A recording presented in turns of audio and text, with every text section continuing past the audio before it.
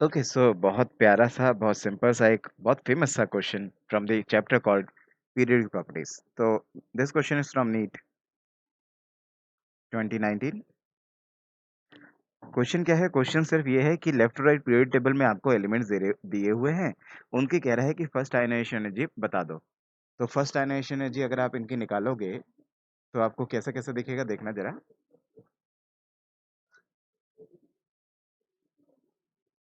आपको दिखेगा सबसे लेफ्ट में होता है लिथियम, देन उसके बाद आता है आपका beryllium, then boron, then carbon, then nitrogen, then oxygen, then fluorine, then neon। तो हम पढ़ते हैं कि लेफ्ट टू राइट अगर आप पीरियड टेबल में जाओ तो ऐसा करने पे आपकी आयनाइजेशन एनर्जी क्या होती है, बढ़ती है। इसकी वजह से जो एक्सपेक्टेड आंसर मैं पहले वो लिख दूं, मैं लिख दूं कि जो आपका एक्सपेक्टेड आंसर है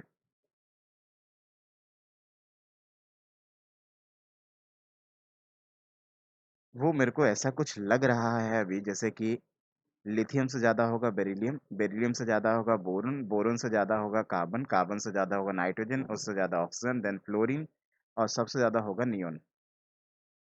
लेकिन होता क्या है, यहाँ पे एक छोटा सा कॉन्सेप्ट आता है, आपने शायद पढ़ा हो। जब पीरियोडिक प्रॉपर्टीज चैप्टर हम लोग पढ़ते हैं तब आपने पढ़ा होगा कि ionisation energy will depend upon the various factors factors affecting the ionisation energy. उसमें एक फैक्टर आपने पढ़ा होगा, अगर कभी किसी की फुलफिल्ड या हाफ फिल्ड कॉन्फ़िगरेशन हो जाए तो ऐसे में उसमें से इलेक्ट्रॉन निकालना बहुत डिफिकल्ट हो जाएगा। दैट्स वाई उसकी आयनाइजेशन एनर्जी एक्सेप्शनली बढ़ जाती है। तो एक बार जरा इनकी कॉन्फ़िगरेशन लिख लेते हैं।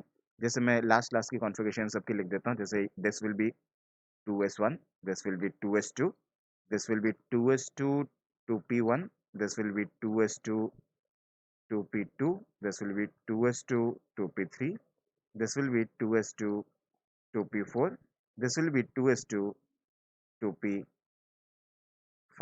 This will be 2s2 2p6।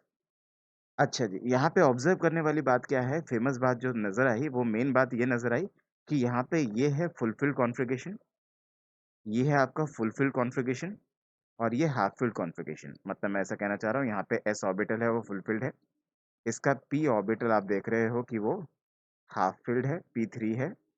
और इसमें नियॉन में तो आप जानते ही हो, सभी को पता है, नोबल गैस कॉन्फ़िगरेशन है, सब कुछ फुलफिल्ड है।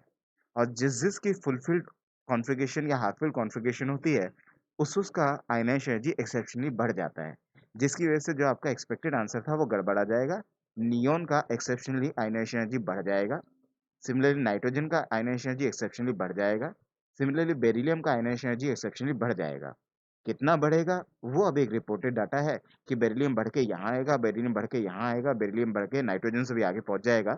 ये रिपोर्टेड डाटा है, तो इसमें मैं ज़्यादा कमेंट नहीं कर सकता। ये तो एक रिपोर्टेड डाटा है कि कितना बढ़ेगा, कहाँ पहुंचेगा। लेकिन हाँ, मैं अपनी थ्योरी से इतना जरूर कमेंट कर सकता हूँ, एक्सेप्शनली ये बढ़ जाएगा, इसका बढ़ जाएगा और इसका बढ़ जाएगा। तो अगर मैं डाटा के हिसाब से आपको बताऊं तो सीधा सीधा क्या, नियॉन का बढ़ जाएगा, और नियॉन तो वैसे भी सबसे हाईएस्ट है तो इसलिए नियॉन तो सबसे आगे ही आएगा। उसके बाद मैंने आपको बोला कि बेरिलियम का एक्सेप्शनली बढ़ जाएगा और नाइट्रोजन का एक्सेप्शनली बढ़ जाएगा। कितना बढ़ता है? जस्ट एक प्लेस आगे जाता है, ये इन दोनों के बीच में यहाँ आ जाता है। सिमिलरली इसकी बात करूँ तो ये इन दोनों के बीच में यहाँ आ जाता है। तो अगर आप आंसर देखोगे तो आंसर आपका एग्जैक्टली क्या पहुंचेगा, तो मैं बोलूँ एक्सपेक्टेड आंसर आपका ये था, बट एक्चुअल आंसर क्या है?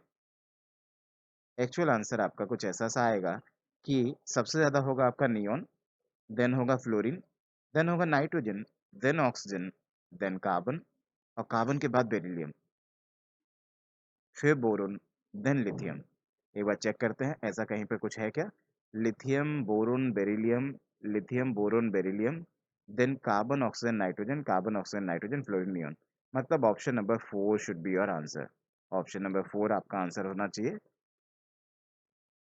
Thank you.